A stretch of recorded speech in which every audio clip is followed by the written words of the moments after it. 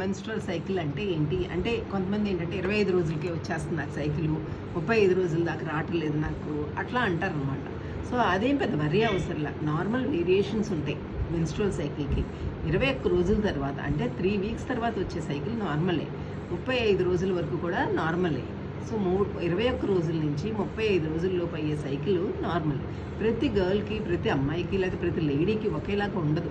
So cycles variations ఉంటాయి, కానీ ఇవన్నీ normal variants of menstrual cycle అని అంటాం. అంటే తర్వాత ఏమో ఎన్ని రోజుల పాటు బ్లీడింగ్ అవుతుంది, 2 రోజుల నుంచి 7 రోజుల వరకు నార్మల్. సో ఎన్ని ప్యాడ్స్ తడుస్తున్నాయి రోజుకి అనేది కూడా important. 3 to 4 pads or 4 to 5 maximum first 2 to 3 days.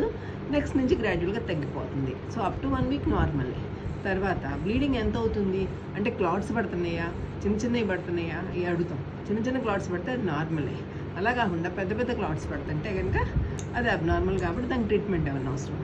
So ఇవన్నీ నార్మల్ వేరియేషన్ ఆఫ్ మెన్స్ట్రువల్ సైకిలే తప్ప ఎటువంటి అబ్నార్మాలిటీస్ కాదు. Okay, thank you.